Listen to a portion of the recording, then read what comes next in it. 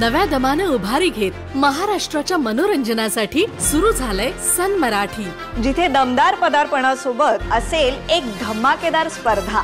बघा रोज, जिंका रोख. हा दसरा ते दिवाळी रोज 1000 प्रेक्षकांना मिळणार संधी. 2 करोड रकमेची रोख बक्षिसं जिंकण्याची. बघा रोज, जिंका रोख. तेव्हा अगदी न चुकता नवनवीन कार्यक्रम बघा रोज आणि प्रश्नांची अचूक उत्तरे देऊन बक्षिसं मिळवा रोख. सन मराठी, सोहळा नात्यांचा. म्हणजे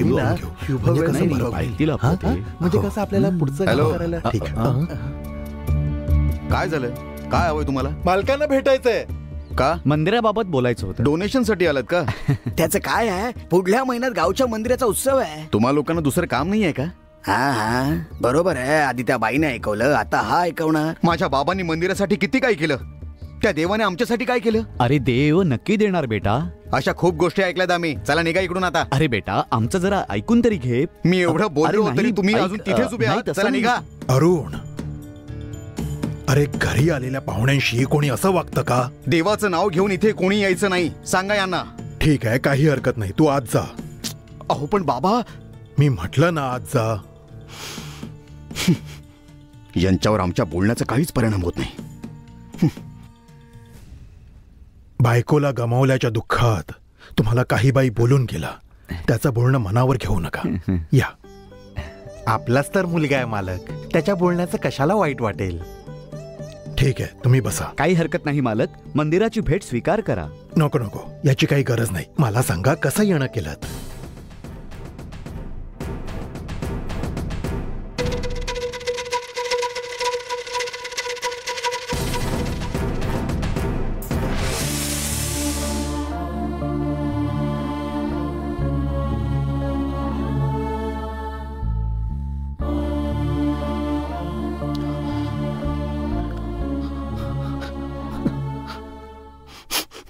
हो हो, तो रथ जुना झालाय. त्याबाबत मागल्या वर्षीच बोलणं झालं होतं. हो हो. मला सांगा, नवीन रथ बनवायला किती खर्च येईल? मालक साधारण 20 लाख रुपये लागतील. असं होय? सगळे पैसे मीच देऊन टाकतो. नवीन रथ बनवायला घ्या. ठीक आहे मालक, मी म्हटलं होतं ना मालक सगळं सांभाळून घेतील म्हणून. रथासाठी 20 लाख रुपये? मालक सगळे पैसे तुम्हीच देणार का? काय फक्त तुम्हीच जाऊन तिथे पूजा करणार आणि बाकीची लोक काय फक्त प्रसादाला येणार? हे बघ, तू चहा घेऊन आलीस, आता आज जा बघू. तू कशाला याद पडतेस? असं बोलू नका. हा, भलेही हिचं कुटुंब पिढ्यानपिढ्या आमच्या सेवेत होतं आणि आहे, पण गंगा आमच्या घरातली नोकर नाहीये. ही तर आम्हाला मुलीसारखी आहे. हिला प्रश्न विचारण्याचा पूर्ण अधिकार आहे. असं बोला मालक. बेटा हे बघ, हा मंदिराचा प्रश्न आहे. सगळं काही तो वरचाच आपल्याला देतो, मग त्याच्याच कामी खर्च करायला कशाला विचार करायचा? जा जा. तेच तर, माझं कुठे ऐकता ना तुम्ही. जे करायचंय करा. झालं ना आता तुमचं काम? तिच्या बोलण्याचा वाईट वाटून घेऊ नका. ओमकार. हा मालक. चेक तयार करा. बरं ठीक आहे. खूप आनंद झाला मालक. आम्ही उत्सवाची पत्रिका पण छापली, ही पहा. तुम्ही सगळं सांभाळून घ्याल याच आशेने आम्ही तुम्हाला न विचारताच तुमचा फोटोही छापला. तुम्ही नक्की या मालक. हा, आता हे काय नवीन? माझा फोटो का टाकला? रीतीनुसार जे मंदिरासाठी करायचं असतं ते करा. मालक, मंदिरासाठी कोणी साधा लाईट जरी लावला तरी त्याचं नाव लिहून उजेड कमी करतात. मंदिरासाठी तुम्ही किती करता आणि या पत्रिकेत तुमचं नाव आलं तर त्यात वाईट काय? मला जो तुम्ही मान दिला त्याबद्दल मी तुमचा आभारी आहे. अरे मालक, काय झालं? काय झालं?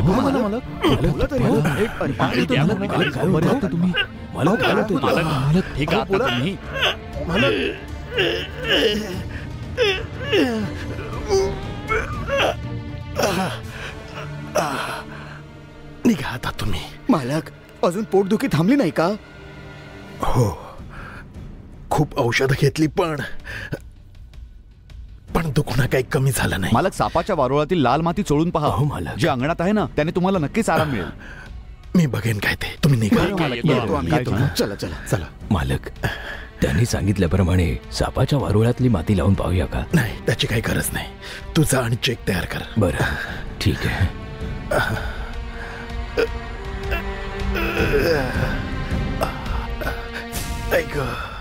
आपल्या हो, मालकांचं मालकांचं नाव खूपच हो, मोठं आहे. हो, बघा ना. हा, लगेच देणगी दिली त्यांनी. हो म्हणजे काय सगळे देणगी दिली त्यांनी. बघा किती मोठं मन आहे त्यांचं. अचानक वारा कसा सुटला? वारा कसा अरे सुटला बापरे, अचानक? वादळ आलं की काय? अरे, चला. अरे बापरे, काय चाललंय? सगळ्या हे बघ सगळ्या पत्रिका सगळं उडाल्या. सगळे उडाले. अरे देवा, काय झालं? काय कळत नाहीये.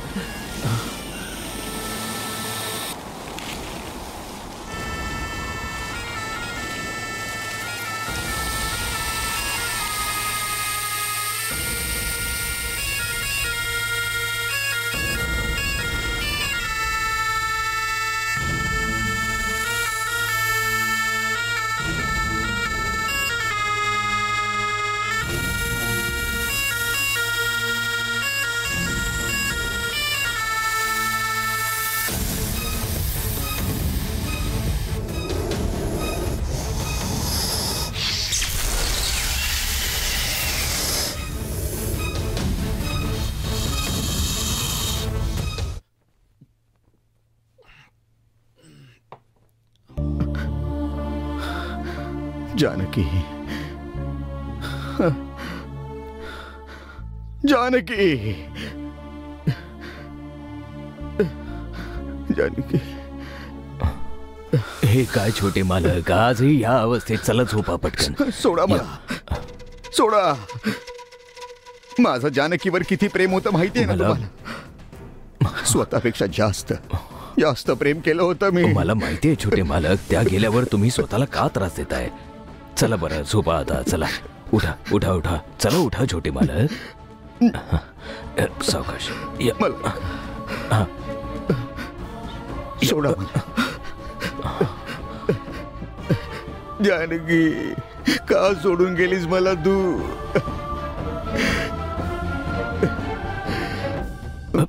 सावराब सोडा या. सोडा. सांभाळून घे. या. का गेलीस जोडून मला.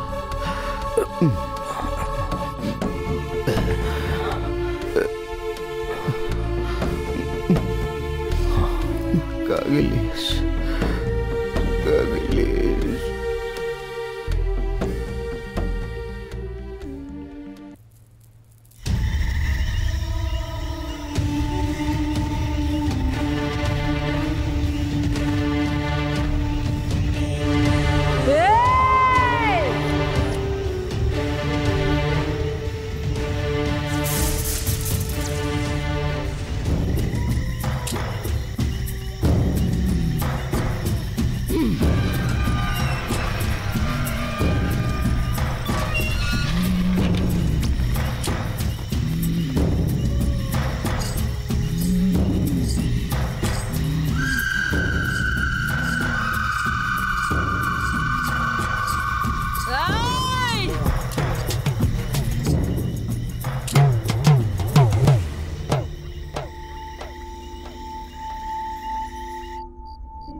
काय झालं बाबा, अचानक लाईट कशी गेली. काय माहित बेटा, जनरेटर पण खराब झालंय. मला कुठतील वाटतं आता. मला कुठतील आता.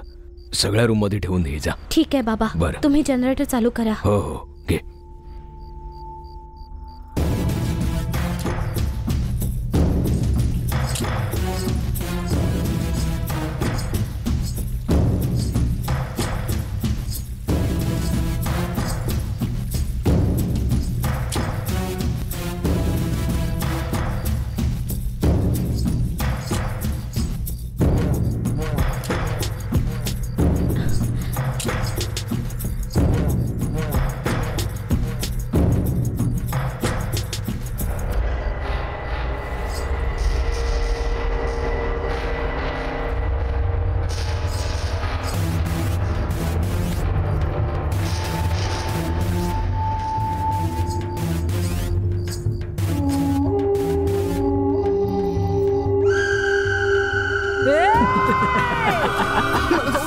नाही तुला 6 वर्षांची प्रतीक्षा आज संपवते.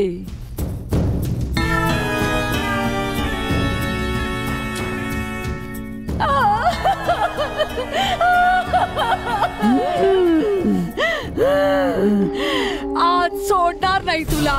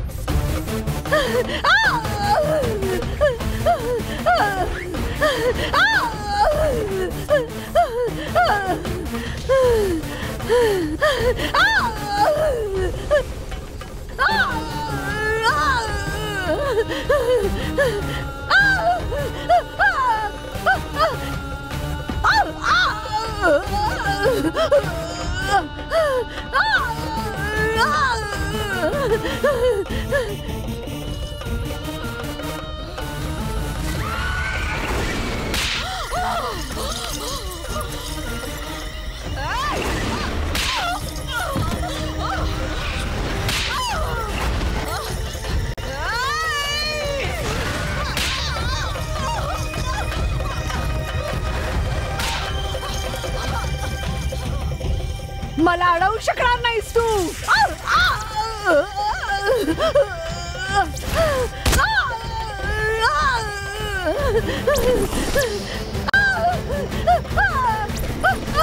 सोड सोड मला.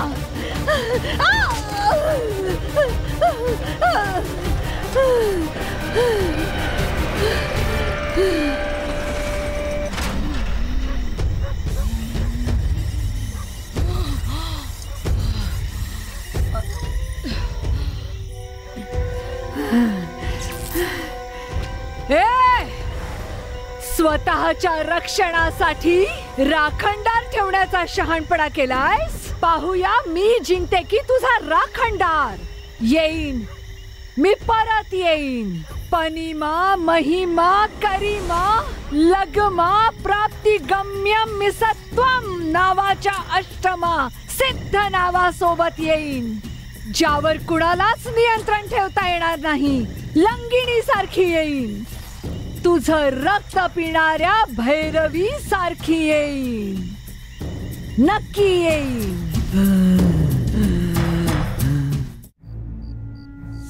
अरे बापरे. छोटे मालक, छोटे मालक काय झालं? छोटे मालक उठा ना. बाबा, बाबा जरा इकडे या ना. बाबा.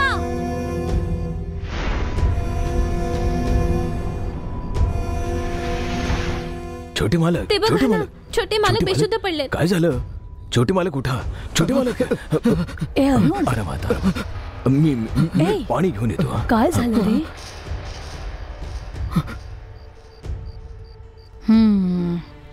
काय झालं मला? काय झालं? तुम्ही सगळे माझ्या खोलीत काय करताय? तुम्ही झोपला नाहीत का? काय झालंय तरी काय तुला? हा, काहीतरी झालंय मला, पण काय झालंय? छोटे मालक, तुम्ही बेशुद्ध अवस्थेत बेडवर पडला होतात आणि ते बघून मी खूप घाबरले. कोणीतरी माझा गळा दाबत होतं. तू होतीस का आता त्यावेळी तिथे? दारू कमी पित जा असं म्हटलं तरी तू ऐकतोस का आमचं? ओव्हर टाइम सारखा दारूच्या नशेत असतोस. मग कसं करणार? असं काही नाहीये आत्या. हे बघ अरुण, तुला जर काही झालं तर आमचं काय होईल रे? अगं ताई सोड, चुकून वागला असेल तो. तुझ्या अतिलाडाचाच परिणाम आहे हा. याच्या अवस्थेला तूच कारणीभूत आहेस. बायकोच्या दुःखात त्याने प्यायला सुरुवात केली तेव्हा तू समजवायला हवं होतंस. तेव्हा तू काही बोलला नाहीस आणि आता दारूची सवय काय सुटत नाही, त्याच नशेत बुडालेला असतो.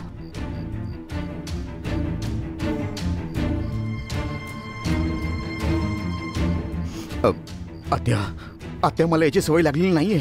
नेहमी सारखाच लिमिट मध्ये होतो मी. लिमिट मध्ये होतास? अरे तुला बेशुद्ध पाहून ती किंचाळली अशी स्थिती होती तुझी. अरे एवढं पण पिऊ नये की स्वतःला स्वतःची शुद्ध नसावी. आठवलं, माझा गळा दाबला होता. कोणीतरी माझा गळा दाबला होता. काही वेळापूर्वी या खोलीत कोणीतरी आलं होतं. कोणीतरी नक्कीच आलं होतं. ओहो, खरंच इथे कोणीतरी आलं होतं. माझ्यावर विश्वास ठेव ना आत्या. तुझ्यासारख्या दारुड्यावर कोण विश्वास ठेवेल? एखादं वाईट स्वप्न पाहिलं असशील. झोप आता शांतपणे. अरे रे, माझी पण झोप मोड केली याने. छोटे मालक, हे घ्या, थोडं पाणी पिऊन घ्या तुम्ही.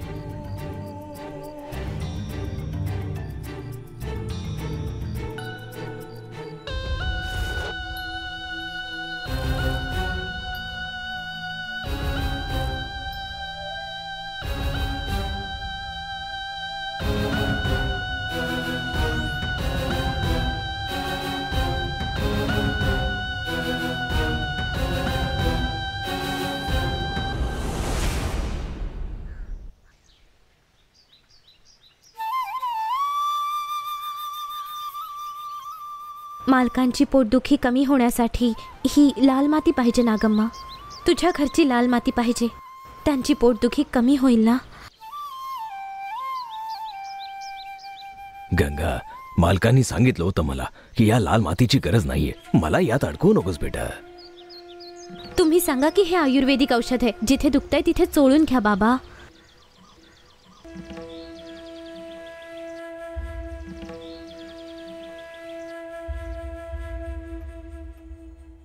ए ओंकार, हं? इकडे ये. हे काय आहे? मालकांच्या पोटात दुखत असताना त्यांना बरं वाटावं म्हणून आयुर्वेदिक औषध पाठवले गंगाने. आता तू पण एक वैद्यच झालायस ना. बिचारा माझा भाऊ. जा जा. मालक, तुमच्या पोटदुखीवर गंगाने एक औषध पाठवले. अच्छा, आयुर्वेदिक औषध का? चला तेही लावून पाहतो. आज तुम्ही नक्की बरं वाटेल तुम्हाला. मी लावून देतो. हा ओंकार, मी कितीतरी औषधं घेतली, इंजेक्शन घेतली, पण त्याने काही फरक पडला नाही. मग या औषधाने काय चमत्कार होणार आहे का? मालक, औषधापेक्षा ते घेताना आपण जो विश्वास ठेवतो ना त्याने बरं वाटतं. खरं तर तुम्ही काळजी करू नका.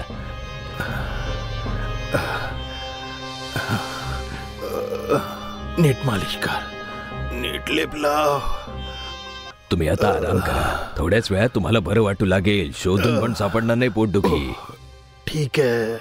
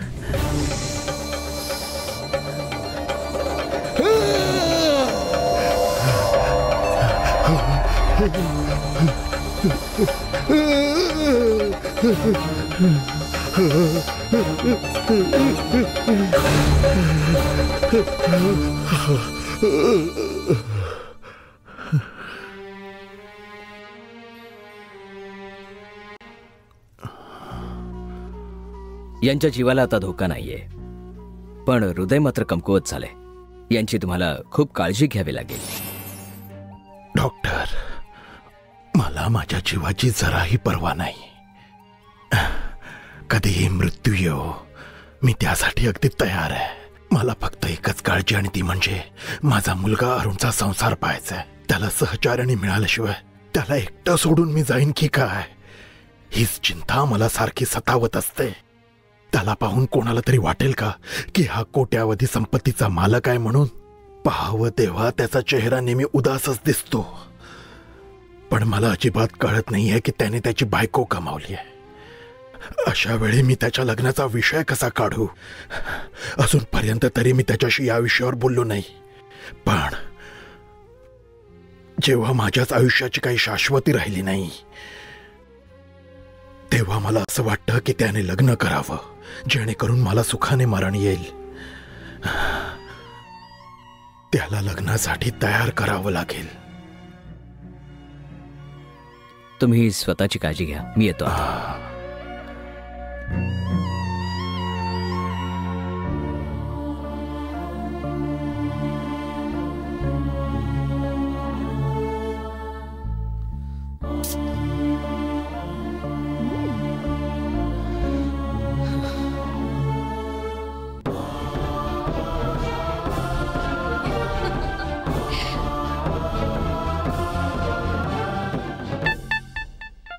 अरुण, अरुण इकडे ये जरा.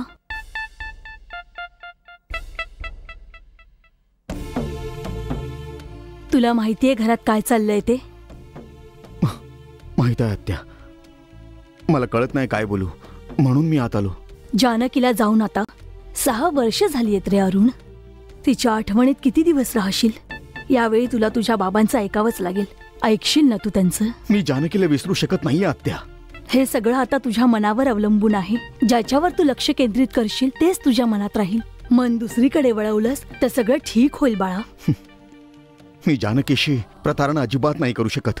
जर जानकी ताई जिवंत असती आणि आम्ही तुम्हाला लग्न करायला सांगितलं असतं तर ती प्रतारणा झाली असती. पण ती आता आपल्या आयुष्यात नाहीये. जानकी ताई खूप चांगल्या होत्या, पण आता जर त्या आपल्या आयुष्यात नाहीयेत, तुम्ही जर असा विचार करत असाल की तुमच्या आयुष्यात काही नाही, तर ही तुमची खूप मोठी चूक आहे.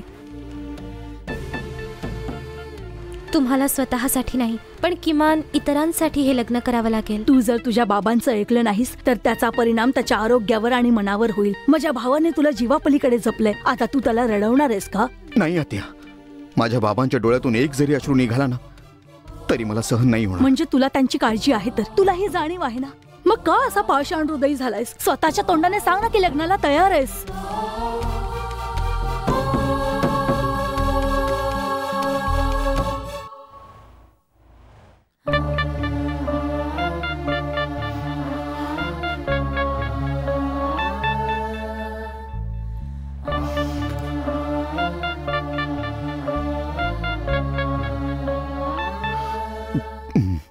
ठीक आहे आत्या. चल, ही आनंदाची गोष्ट तूच तुझ्या बाबांना सांग. ही गोष्ट ऐकून त्यांना खूप आनंद होईल. चल ये ना बाळा.